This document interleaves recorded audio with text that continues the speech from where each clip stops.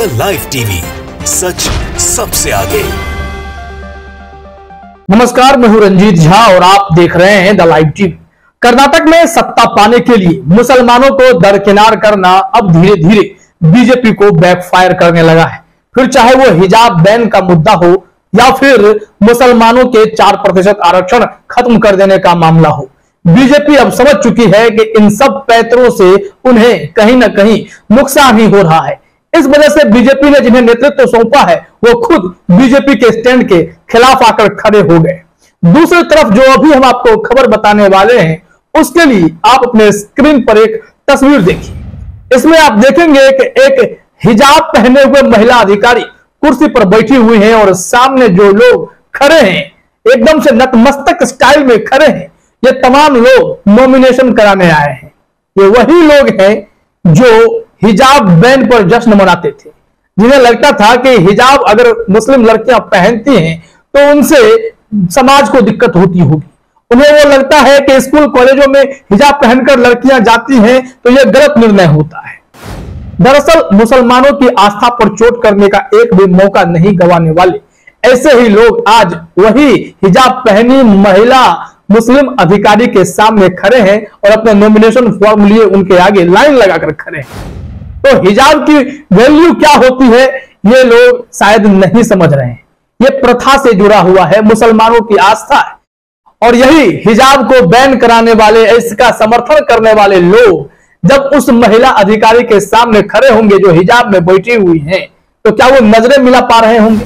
उन्हें नहीं लग रहा होगा कि जब हिजाब पहनी एक बेटियां महिला अधिकारी हो सकती हैं, तो स्कूल कॉलेजों में अगर हिजाब पहन रही बेटियां पढ़ने जाएंगी तो उनसे क्या दिक्कत हो जाएंगी।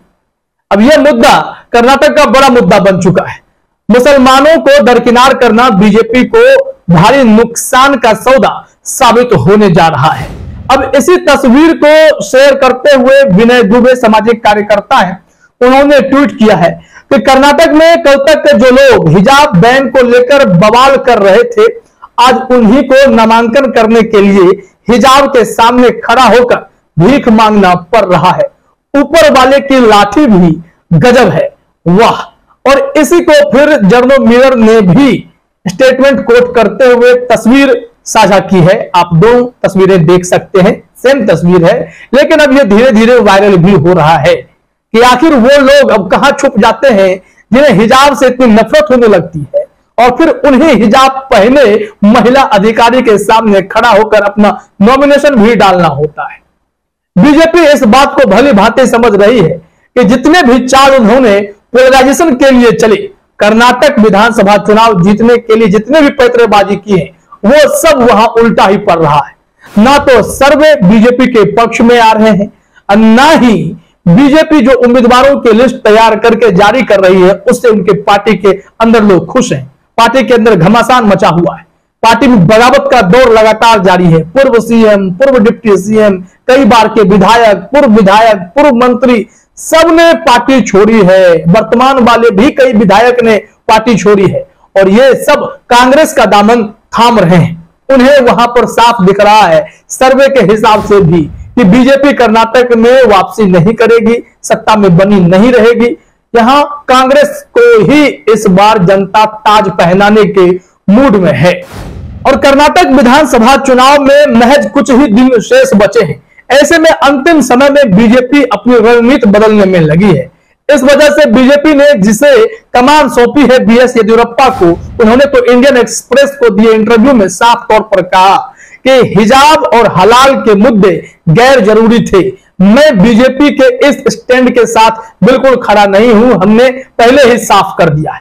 इस मामले में इन्होंने क्या कुछ कहा है वो भी हम आपको बताते हैं। लेकिन बीजेपी के जो विधायक बाबू हिजाब बैन कराने को लेकर जमकर बवाल काट रहे थे, बीजेपी ने तो सबसे पहले उनका ही पत्ता काट दिया। वो लगे रोने, जमकर रोए, क्योंकि उन्हें लगा कि अगर वो मुसलमानों के खिलाफ आवाज उठा देंगे, हिजाब को बैन करवा देंगे तो पार्टी उनसे खुश होकर उन्हें वोट देगी। लेकिन सियासी रणनीति में ये विधायक बाबू भी फंस गए और इनका पत्ता कट गया है। हिजाब बैन करवाकर भाजपा सरकार को वैसे भी भारी नुकसान हो रहा है, तो फिर यह भी मैसेज देने की कोशिश बीजेपी करने लगी अंतिम समय में कि जिसने हिजाब बैन कराने के लिए बवाल किया, सबसे पहले उनका ही पत्ता हम काट देते हैं। वो तो काफी गुस्से में दिखे और उन्हें कौन पूछेगा, उनकी रो रो कर हालत खराब हो गई। ये स्थिति है। अब जरा देखिए, पहला डैमेज कंट्रोल तो यही हुआ कि बीजेपी विधायक जिसने हिजाब को लेकर बवाल कराया था, उनका पत्ता काट दिया गया, वो सदमे में चले गए, रोने लगे। लेकिन दूसरी तरफ बीएस येदियुरप्पा डैमेज कंट्रोल करने की अगली कोशिश कर रहे हैं। इंडियन एक्सप्रेस को जो उन्होंने इंटरव्यू दिया, वो जो अपने स्क्रीन पर देखिए कि इंडियन एक्सप्रेस को दिए गए इंटरव्यू में बीएस येदियुरप्पा ने कहा कि मैं ऐसी चीजों का समर्थन नहीं करने जा रहा हूं, मैंने शुरू से ही यह स्टैंड लिया है, ये ऐसे मुद्दे थे जो जरूरी नहीं। वहीं इन दिनों पार्टी के अंदर चल रहे बगावत के सुर को लेकर बीएस येदियुरप्पा ने कहा कि बगावत का भाजपा पर कोई असर नहीं होने वाला है। कुछ निर्वाचन क्षेत्रों में उनके बागियों के बाहर निकलने से थोड़ा फर्क पड़ सकता है, लेकिन पार्टी इनसे प्रभावित नहीं होगी। खैर, यह मुद्दा तो बागियों वाला है, लेकिन जो उन्होंने बातें कही हैं हिजाब और हलाल को लेकर, वो इंपॉर्टेंट नहीं थे। या फिर वो आगे यह भी जानकारी देते हैं कि वो ईसाइयों के और मुसलमानों के कार्यक्रम में जाते रहे थे, बीजेपी को इससे किनारा नहीं करना चाहिए था, क्योंकि इस मुद्दे पर उन्हें भारी नुकसान का सामना करना पड़ सकता है। जरा देखिए अपने स्क्रीन पर क्या कहा जा रहा है। बीएस येदियुरप्पा ने क्या कहा कि चर्च द्वारा निमंत्रण दिए जाने के बावजूद कार्यक्रम में शामिल नहीं होने के बारे में येदियुरप्पा ने कहा कि मैं ईसाई और मुस्लिम के कार्यक्रमों में जाता था, यहां तक कि अन्य सामुदायिक कार्यक्रम में भी मुंबई भी जाते थे। यदि उन्होंने बुलावा दिया होता तो उन्हें इनके लिए जाना चाहिए था। तो ऐसे में अब पूरी तरीके से डैमेज कंट्रोल की कोशिश हो रही है, क्योंकि हिजाब बैन कराने का मामला मुसलमानों को काफी खला है, क्योंकि ये उनके आस्था और उनके सम्मान से जुड़ा हुआ मामला था। मुस्लिम बहनें बेटियां अगर पढ़ाई करती हैं, समाज में आगे बढ़ती हैं, तो उनके लिए हिजाब कभी आड़े भी नहीं आता है। हाल ही में खबर आई कि हिजाब गर्ल ही इस बार कर्नाटक में स्टेट टॉपर बनी है। कर्नाटक बोर्ड की परीक्षा में क्या उनके पढ़ाई को लेकर जिस तरीके से तमाशा किया गया कि हिजाब पहनकर वो नहीं जाएंगे, उससे वो हार मान सकते थे, लेकिन उन्होंने हार नहीं माना। उन्होंने कहा ठीक है, सरकार ने नियम बनाया है तो फिर भी जहां तक संभव होगा हम हिजाब के रिचुअल्स को फॉलो करेंगे। वो कॉलेज तक पहुंचती थी, हिजाब फिर खोल करके उन्हें रखना पड़ता था। इन सब मानसिक प्रताड़ना से गुजरते हुए भी उन्होंने शिक्षा के माध्यम को कमजोर नहीं होने दिया, शिक्षा का मार्ग चुना और पढ़ लिख करके कर्नाटक बोर्ड में जब टॉपर बनी, तब वही मुस्लिम छात्रा तबस्सुम शेख हिजाब पहनकर कॉलेज में जाती है, प्रिंसिपल से और टीचर से मिलती है। तब कॉलेज प्रशासन ने उन्हें नहीं रोका, स्कूल ने नहीं रोका। आखिर क्यों? क्योंकि काबिलियत के आगे ना कोई हिजाब आड़े आ सकता है, ना ही कोई पोशाक आड़े आ सकता है। ये परंपरा है, आस्था है, लोग मानने वाले इसे फॉलो करते हैं। बीजेपी को मुसलमानों से इतनी चिढ़ है कि वो तो सबसे पहले हिजाब के ऊपर टूट पड़े, फिर देश भर में जो है हिजाब बैन कराने के लिए भी एक याचिका लगा दी गई थी।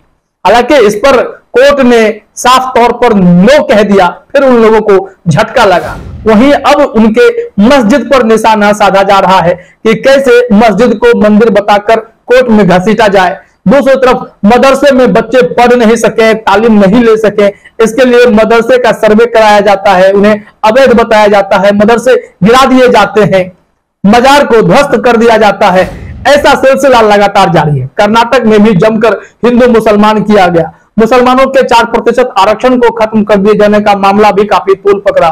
उसके बाद मामला जब सुप्रीम कोर्ट पहुंचा है तो यह कहा गया है सुप्रीम कोर्ट के द्वारा कि कर्नाटक की सरकार ने ऐसा फैसला लेते वक्त अपने दिमाग का इस्तेमाल भी नहीं किया है, लगता है।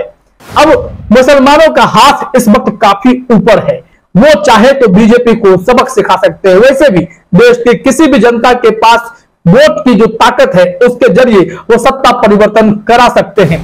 तो इस बार जिस हिसाब से मुसलमानों के साथ भेदभाव का आरोप भारतीय जनता पार्टी पर लगा है, तो यकीन मानिए कर्नाटक में वैसे भी बीजेपी के लिए कुछ भी अच्छा घटित नहीं हो रहा है, तो चुनाव में भी जनता उन्हें जोरदार झटका देने के मूड में नजर आ रही है और कांग्रेस के सत्ता में आने की उम्मीद बढ़ती हुई दिखाई पड़ती है।